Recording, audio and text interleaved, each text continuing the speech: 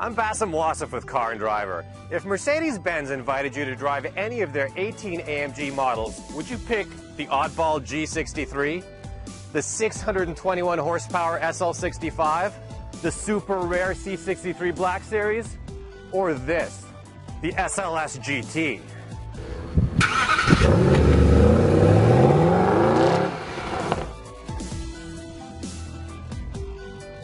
Of course I picked the SLS GT, wouldn't you?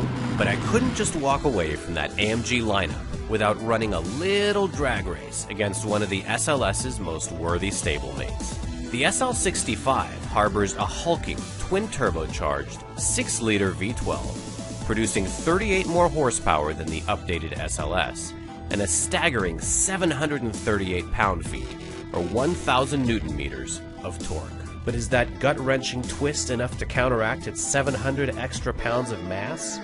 I took the wheel of the SLS and challenged racer Tommy Kendall for a quick tete-a-tete.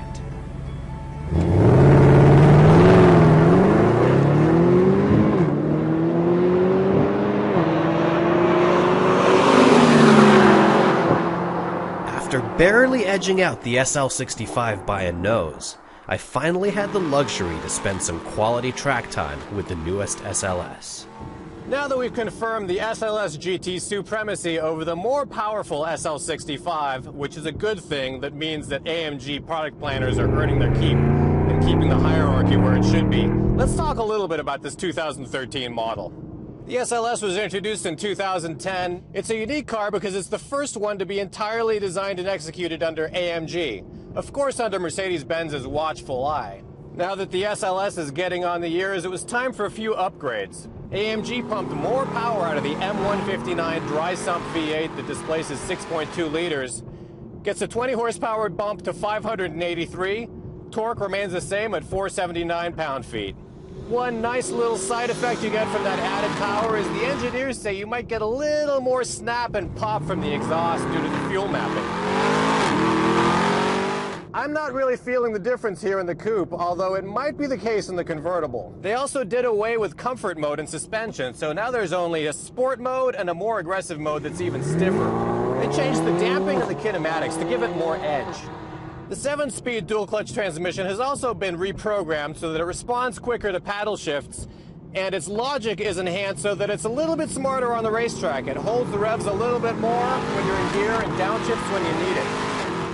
Now, these programming changes that don't sound like a big deal to the layperson, and they only increase 0 to 60 by 1/10 of a second to 3.7 seconds, make themselves really evident here at the track. Of course, you're going to feel the stiffer suspension on the road, but the effect on the track is entirely different. So these edgier changes they've engineered into this car could be a response to people saying, you know, I want more for my $200,000. That's entirely possible.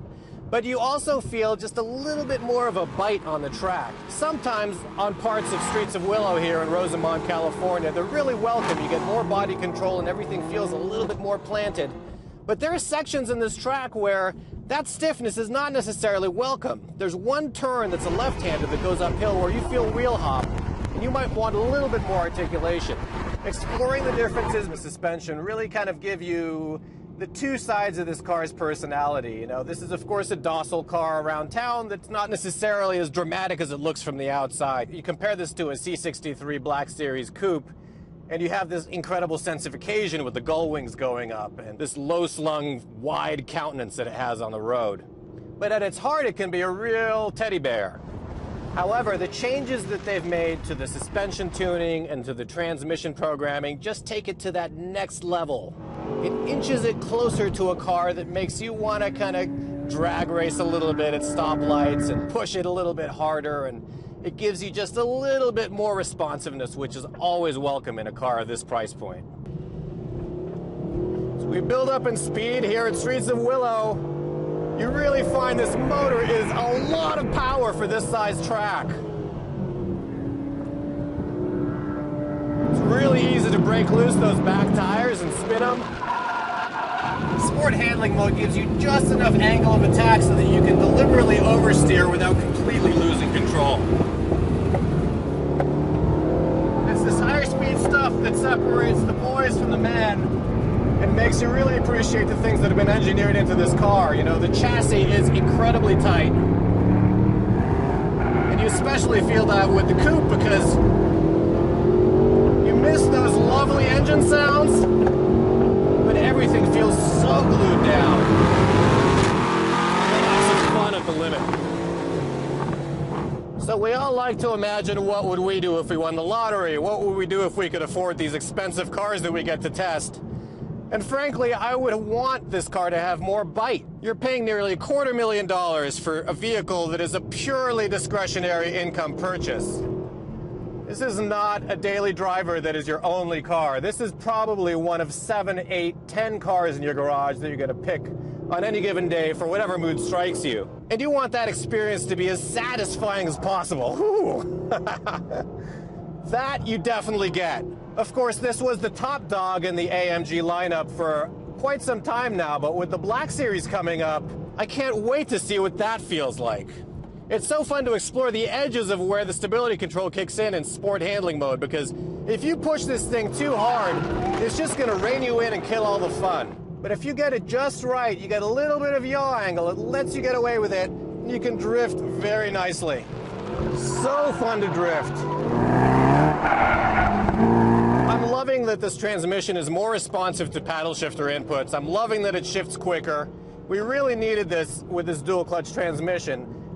Gives it a little more character and a little bit more satisfaction in terms of what's going on up here and how you're putting it on the road. For the 2013 model year, you do get a little more satisfaction out of this car. You know, that incremental power bump, the tighter suspension, the quicker shifts. However, I cannot wait to drive the SLS Black Series with 622 horsepower and something a lot closer to race car suspension. That will be a blast.